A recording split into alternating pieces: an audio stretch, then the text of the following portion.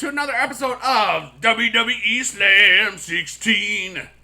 I gotta work on that one. So this is episode 2, and let me just show you what has happened since the last one. First off, my collection score is 90.54.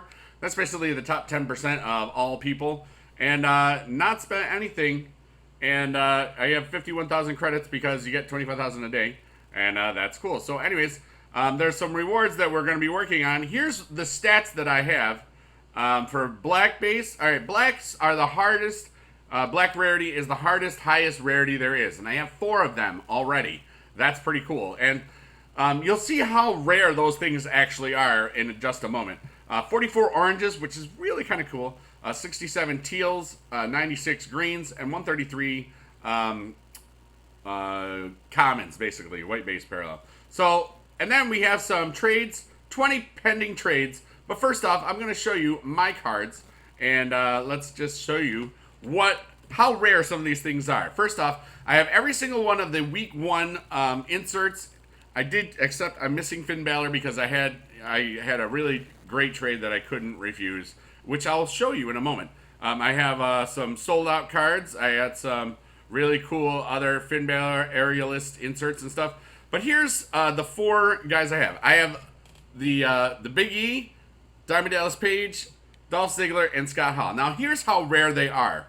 When I was traded the Big E, okay, it was number 2. That means there's 3 of these cards in existence. So that's pretty cool. I own 33.333333% of all the Big E's that are that rarity. Diamond Dallas Page, 5. All right, Dolph Ziggler, 5, and Scott Hall, 4. So that's how rare some of these are. I know that Furiosus, Josh, he has the one and only Shinsuke Nakamura right now, which is pretty cool that he got earlier. So here's some of the trades. What I can do, whoops, that's to build a trade. I'm just going to show you the trades. I'm going to go to this thing, and you see pending, accepted. I'm going to show you some of the trades I've accepted and talk about some of the trades that I didn't accept and some of the other stuff of why I didn't accept certain things. All right, so people love to try to trade for me for the black cards, okay? And the reason why is well, they're just the rarest cards there are, okay? So I'm going to show you, go through some of these accepted trades where I got something that's really cool.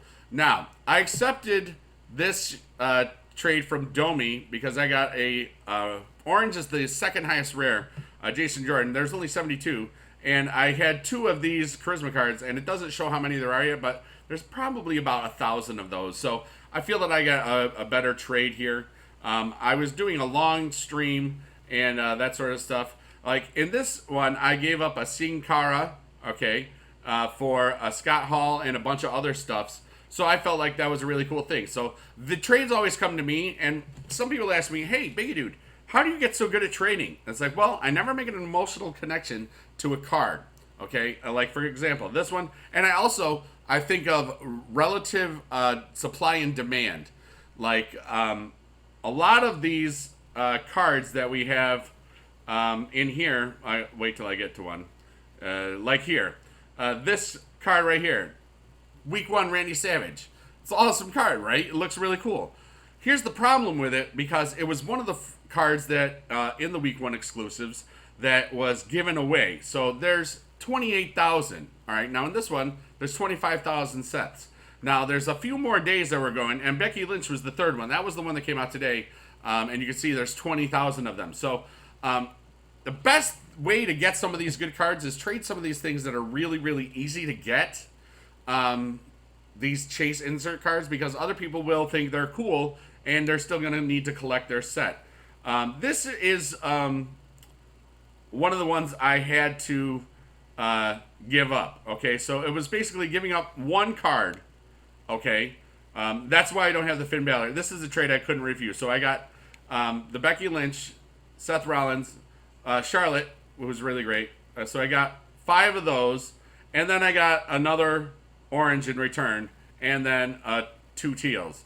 There's no way I could pass that up, because especially if Finn Balor, you can see he's at 21.51, especially if he becomes one of the ones that's a free card, then it'll be 20,000 of these, and then the trade just gets even more ridiculously good. Over here, I gave a Roman Reigns for an AJ Styles because it was pretty. I think AJ Styles is more desirable card collectible wise than Roman Reigns right now, especially with him being on suspension. I'm gonna try to show the next black card that I got. You can. These are only trades that I accepted. I gave away a Sami Zayn teal for a Shinsuke Nakamura Charisma card, and I had multiple of those for another Shinsuke, and that's just kind of this game is really fun to trade stuff.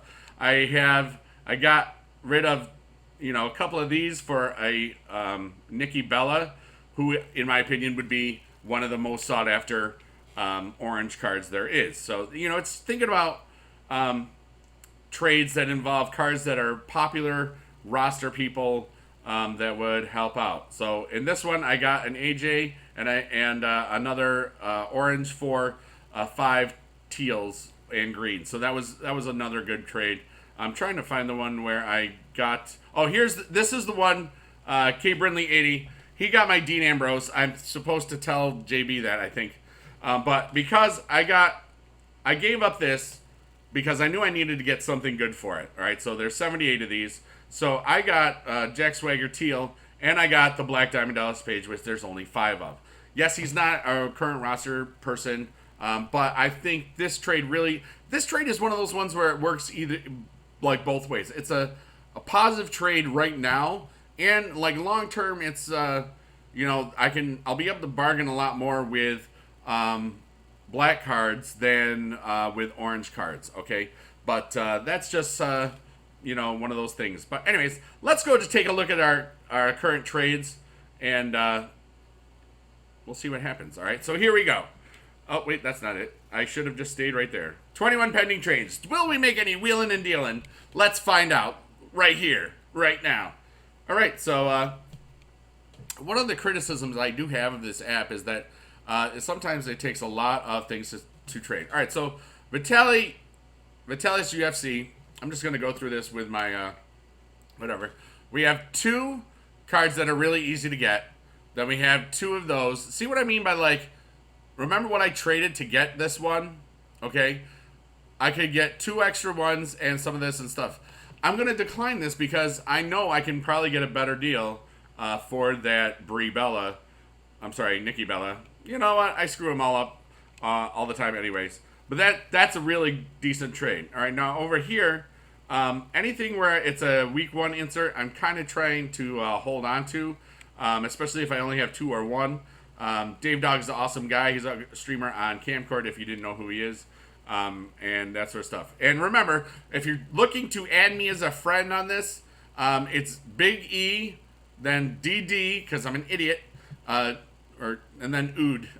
Big E, then D, then Dude, because I screwed up. So over here, this is a green. All right, so Kalisto is green, and the other 3, if I needed any of those 3, I would take it. I'm going to just ignore the trade right now, for right now. This trade I can't do. It's 9 for 1, but that's because I've got only 1 of those Shinsuke Nakamuras, okay? So I'm not doing that. Over here, I would have to end up getting more stuffs. The Guy 19, this is an example of a horrible trade. There's a lot of people that will try to trick you if you have really good stuff. And a common white card for a one of how many? 4 or 3 Big E's. Yeah, that's just never going to happen. And some people might have to get blocked for trading or trying. I could lock the card, but I don't want to. I'm kind of just like, hey, I'll look at any deal. It's just part of my things. But there's just some people that really have unrealistic expectations. All right, so this all these cards for Zack Ryder, it's decent for the fact that I could get 4 cards I need, but in my opinion, it's just not worth it. Biden 11, this is a horrible trade. This is a decent trade, I think. Giving up a bunch of commons and stuff. This is something I might take a look at later, but I'm just kind of going through of like what I look for in a trade. Right here, the reason I would not accept this trade is because I would be giving up Dean and Paige and Samoa, 4 very popular wrestlers that are on the roster right now doing stuff. Where you have 2 of these guys are not doing anything right now. All right, so let's see now. See, I wouldn't trade anything. I would have to get another one of. This is basically the same thing. I could do that trade. Something where I have to get one where I have them already makes it not wanting to do it. Can't do that one because that would ruin it. Would be out of Roman Reigns's. There's lots of Seth Rollins's out there, so this is actually a really good trade for that.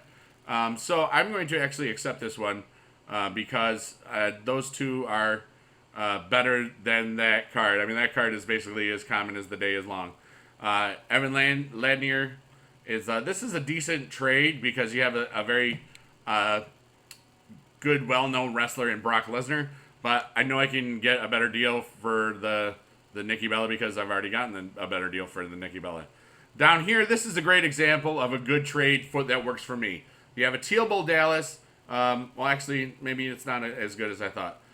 Green and green for a Teal Mark Henry, Hideo, and Tamina. I thought they were all teals. Now they're not. It's not as good. Not as good for me because of the uncommons, the green ones. So that's just kind of some of the trades that I see. I see many trades, and it's a really fun game, and doing all right. So, anyways, I love you long time. Blink, blink, blink. Bye, bye, bye, buddy.